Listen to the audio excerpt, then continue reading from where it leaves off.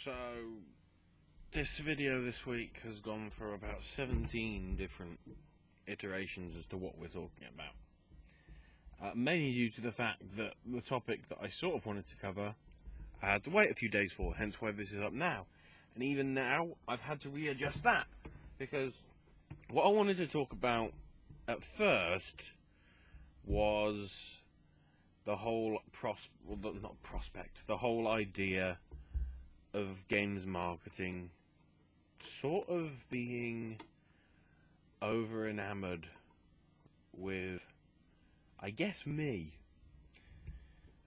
Case in point, the new release coming out this week, Battlefield Hardline. Every time I've gone to a Twitch stream on my tablet, I keep getting a commercial every time for it. I get it. I know it's coming out. I'm not buying it because I don't go into the pre-orders. But the amount of times that I've seen it on... I haven't seen it that much on television. Then again, I don't watch that much television. But the amount of times I've seen banners on websites and adverts on Twitch and YouTube and all that, it just makes me wonder how much money they spent on marketing for this. I don't know. It probably hasn't got a lot of wide press coverage. I mean, I won't find out, at least in the UK, because the game doesn't come out till Friday. So I won't find that out until a few days on, but I doubt there'll be much. It will just be the online stuff. I just don't appreciate the fact that I'm bombarded with it. And I don't want to put on ad block, because for certain websites I think they should get the ad revenue.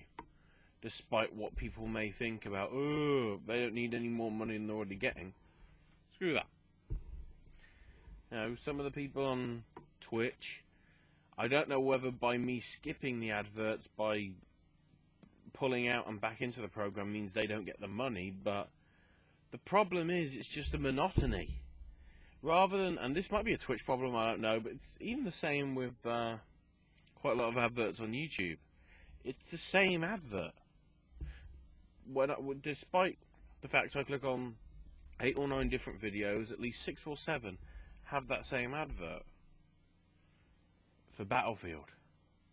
And it just gets to a point when I'm going, how beneficial is it that you're forcing it down my throat? Because, you know, I don't want to suffocate on marketing.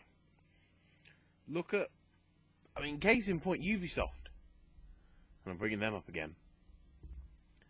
Look at all the marketing and hype they did for, to some extent, Far Cry, but certainly The Crew, which I saw a lot of, despite being constantly delayed. Assassin's Creed Unity. Well, that was obvious, because you couldn't really avoid that anywhere. That was on tablets, that was online, that was in papers, it was on posters, it was on buses, everywhere. And what turned out from it? A crap game. So all that money wasted on the marketing,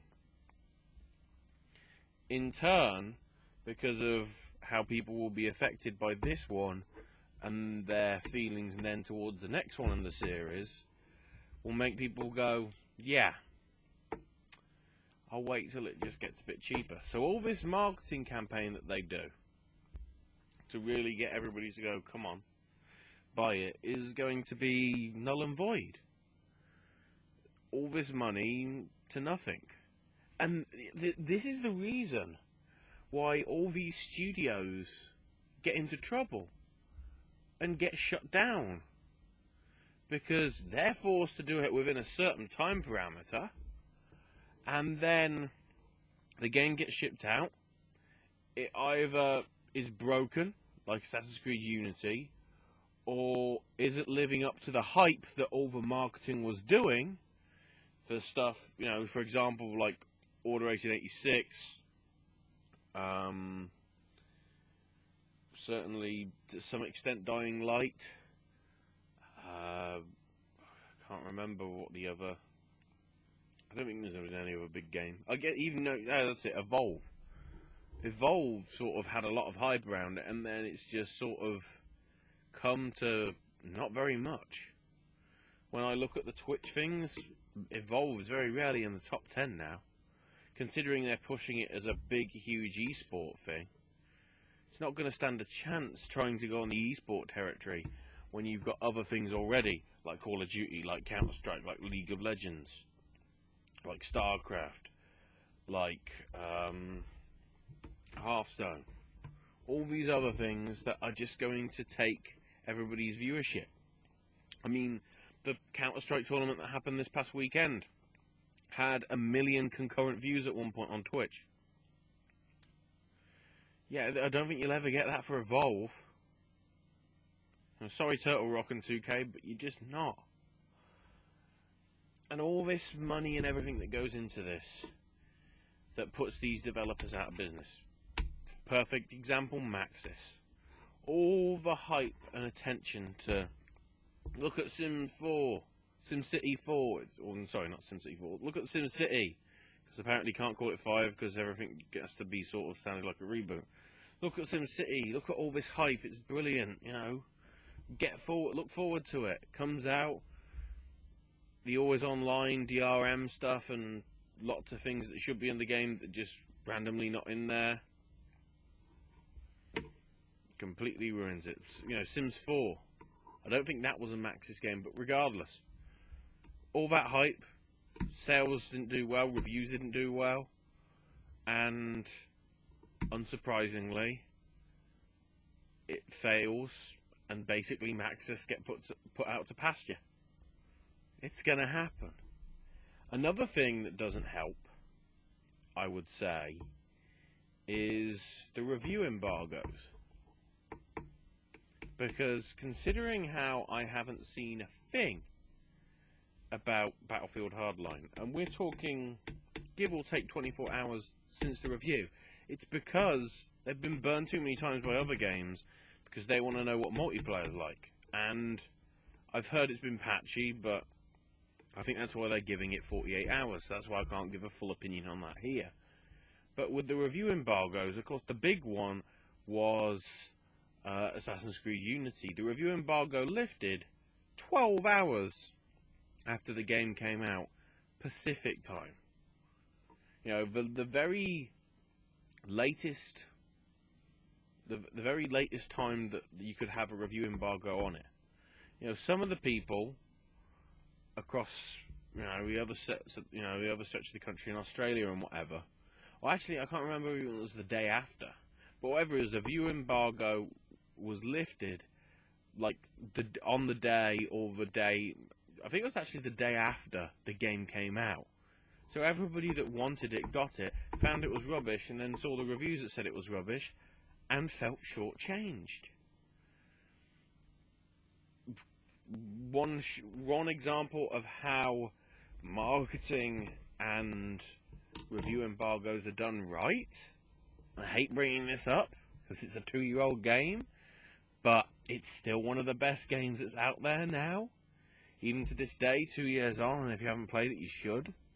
The Last of Us had all the hype and attention ever since those E3s. And by the way, in terms of hype, I'm sort of talking out the E3s, but there was a lot of publicity for Last of Us, even outside of that. You know, adverts, banners, newspapers, everything.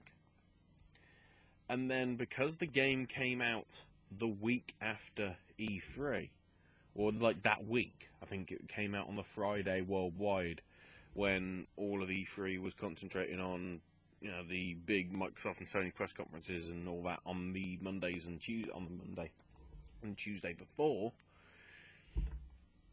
they let the review embargo lift like a week before, on the Tuesday, like 10 days before the game came out. And what happened? Everyone said it's one of the best games ever. You know, the best game clearly of the generation. And if you've got a PS3, you should play it. Still the same for the PS4. You should definitely play it. But that is an example of marketing done right, because they haven't overhyped it. They've just hyped it enough to make people be interested in it. And they got the review embargoes in such a time because they knew it was going to be good, that because they'd spent years and years working on it, that's why it got all the great reviews. That's why all these delays are possibly a good thing, because then you're making the game better. The only issue with that stuff is that by doing that, it could be made absolutely dodgy, because look at the case of Battlefield Hardline. The review embargo, from what I can tell, pretty much lifted at midnight Eastern when the game came out. I think somewhere around then. It was some point Monday evening, US time, because I was watching the wrestling. And that got delayed, which left a lot of people interested, and then people played the beta and were sort of umming and ahhing over it. And now the reviews have come out, and first-hand player experience, ironically, for a Battlefield game, is people hate the multiplayer because it's not Battlefield, but it has the Battlefield name. But the single player is something refreshing in terms of the story, even though it isn't a Battlefield story.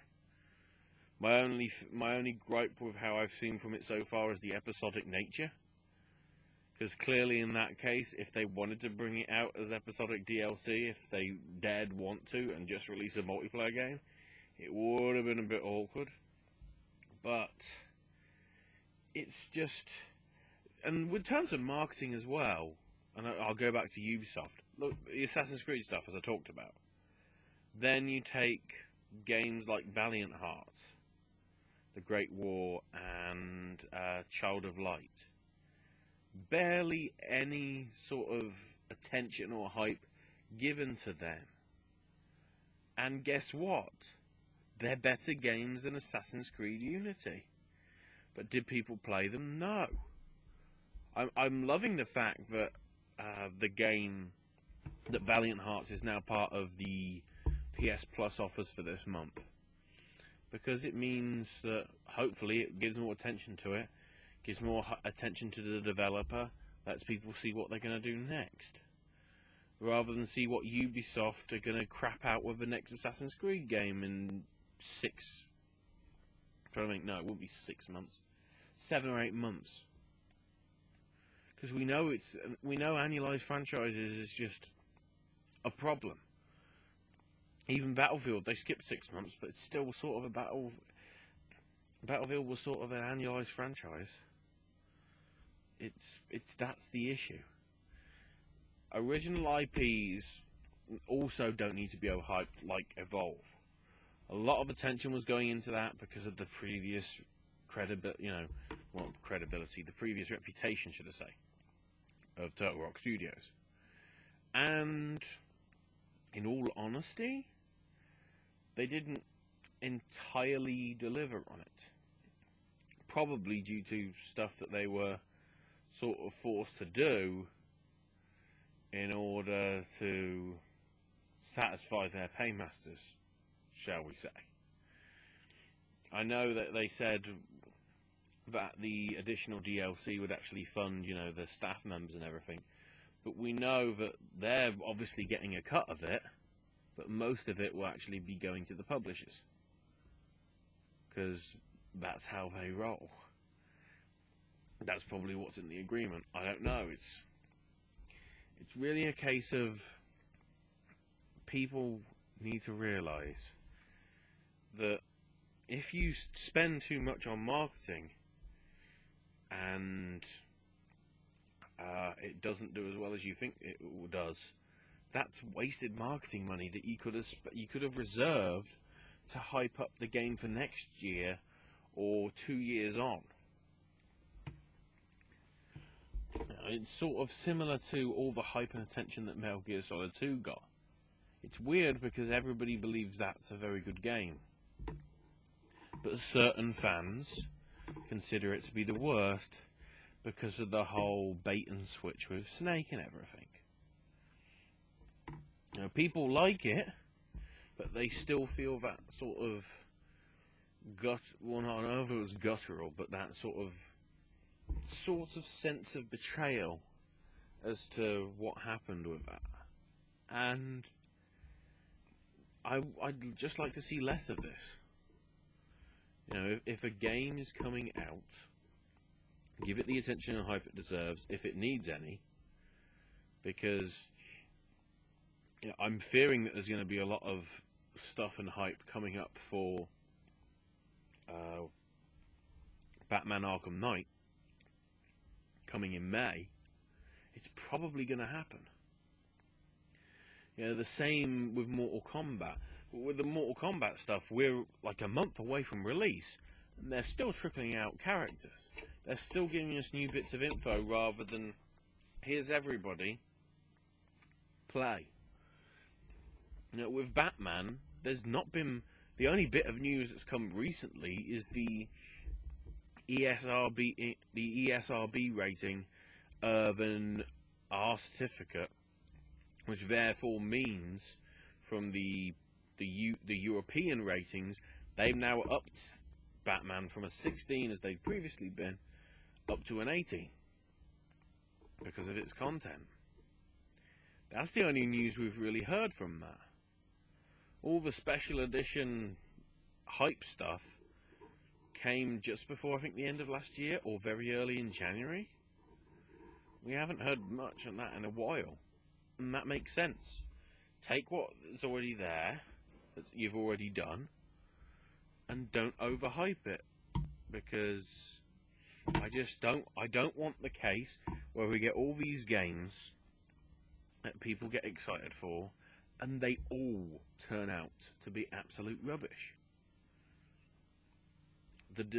Well, not really the developers, the publishers and the distributors and, well, not distributors, the publishers that release these games and give them to the, the shops and everything that sells them.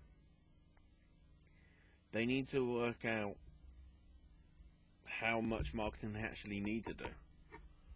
For something that had as much hype as Evolve did, and to a lesser extent Battlefield Hardline, but certainly Evolve, there was no need for the crazy push with the marketing all throughout the final 2 weeks before its launch, and in that week of launch itself. It's just, people need to think clearly, concisely, all that jazz. As long as people feel the benefit and don't feel like they're getting duped into something, if you market it correctly, they will come. Somebody famous said that. Probably. I don't know. But it's just that case.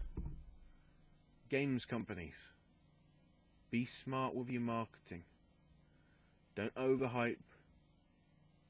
Preferably underhype. Because when you underhype and people have their expectations raised higher for something that they're already excited in, it helps. So you know what? Save some of that money. You'll probably need it for bug costs.